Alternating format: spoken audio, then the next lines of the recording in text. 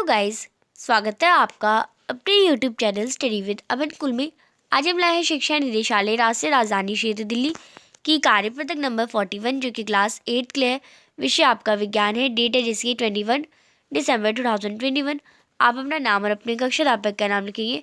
आज हम अपना चैप्टर जंतुओं में जनन ही कंटिन्यू करेंगे। आज हम जंतुओं में अलैंगिक जनन के बारे में जानेंगे। जनन का वह प्रकार जिसमें केवल एक ही जीव भाग लेता है वह हमारा अलैंगिक जनन कहलाता है। यानी इस प्रकार के जनन में संतान अपने जनक की प्रतिलिपि होती है, जैसे हाइड्रा और ईस्ट में मुकुलन, अमीबा में द्विखंडन आदि। तो आज हम अलैंगिक जनन के कुछ देखेंगे उदाहरण। हाइड्रा में मुकुलन कैसे होता है? हाइड्रा के शरीर पर एक या अधिक उभार जैसी संरचनाएं उत्पन्न होती है जिन्हें हम मुकुल कहते हैं। ये मुकुल उभर धीरे धीरे विकसित होते हैं। विकसित होकर ये मुकुल मातृ जीव से अलग हो जाते हैं और इस प्रकार एक नया जीव हाइड्रा बन जाता है। तो आप देखिए, ऐसे ये मुकुल निकलते हैं और ये अलग अलग हो जाते हैं, पूरा अलग हो जाता है, तो ये एक नया हाइड्रा बनता है। ईस्ट जैसे जीव ये उभार मुकुल जनक जीव कोशिका से जुड़े रहते हैं।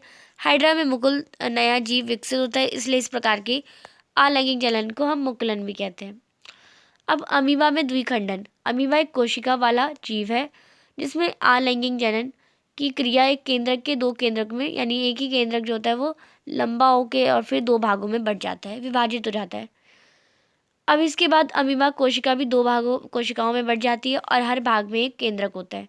अंत में एक अमीबा जनक दो संतति अमीबा बनते हैं। ऐसा जनन जिनमें एक जीव विभाजित होकर दो जीव उत्पन्न करता है वो द्विखंडन कहलाता है।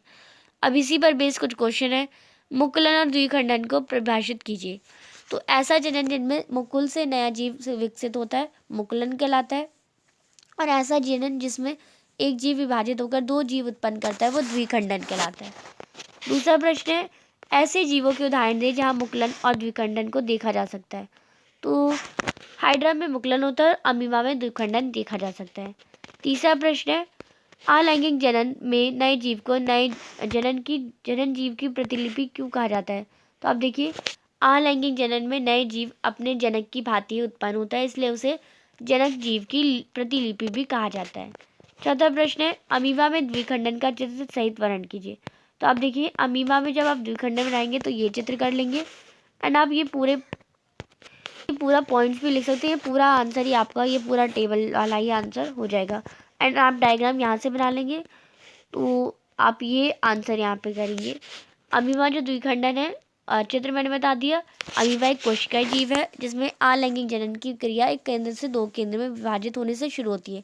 इसके बाद अमीबा कोशिका को दो भागों में बांट जाते हैं।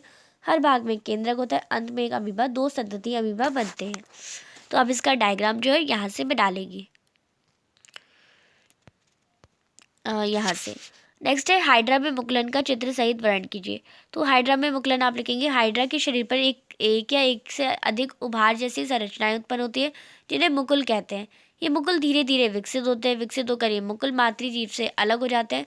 इस प्रकार एक नया जीव हाइड्रा बन जाता है और आप इसका डायग्राम यहाँ से बना लेंगे तो ये आपका हो जाएगा, या आप इसे भी लिख सकते हैं। ये भी आपका आंसर अगर आप लिखेंगे तो करेक्ट हो जाएगा।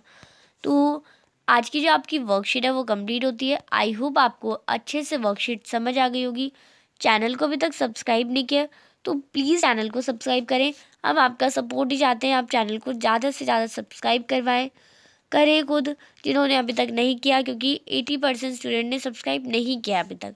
वो वीडियोस देख रहे हैं बट सब्सक्राइब नहीं कर रहे, तो सब्सक्राइब ज़रूर करें। और आप हमें इंस्टाग्राम पे फॉलो कर सकते हैं और हमारा टेलीग्राम ग्रुप भी ज्वाइन कर सकते हैं। Thanks for watching video. Bye bye guys.